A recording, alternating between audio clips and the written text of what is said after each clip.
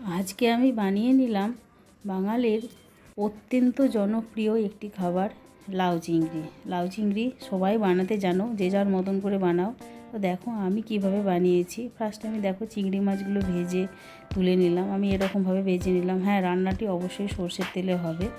তা ওই চিংড়ি মাছ ভাজা তেলের উপরেই আমি সাদা গোটা জিরে আর লঙ্কা ফোড়নে দেবো।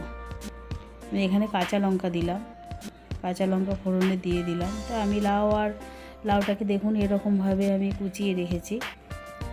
লাউটাকে আমি এরকম করে কুচিয়ে রেখেছি। তো এবার লাউটাকে ওই ফোড়ন আর লঙ্কার উপরে দিয়ে দিলাম। এবার স্বাদ মতো লবণ হলুদ দিয়ে দেব।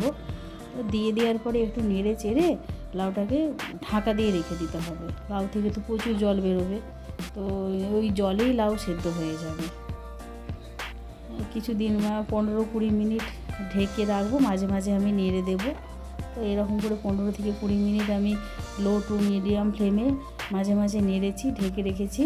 এরকমভাবে করার পরে যখন লাউটা প্রায় হাফ সেদ্ধ হয়ে আসবে, তখন আমি চিংড়ি মাছগুলো দিয়ে দেব।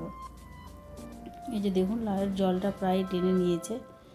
তো এবার আমি চিংড়ি মাছগুলো এর উপরে দিয়ে দেবো। ব্যাস, এরপরে আর খুব একটা বেশি টাইম লাগবে না। তো আবার আমি এরকমভাবে চিংড়ি মাছ দিয়ে আরও 8 থেকে 10 মিনিট এরকমভাবে নেড়ে চেড়ে নেব। হ্যাঁ, আমি তো নুন দিয়েছিলাম বলেছিলাম, কিন্তু আমি হলুদও দিয়েছি, কিন্তু আমি আর অন্য কোনো কিছু মশলা দিইনি। তবে চিনি তো লাগবেই, লাউতে অবশ্যই একটু মিষ্টি মিষ্টি আমরা খাই। তো যে যেরকম মিষ্টি খান সে সেরকম দেবে।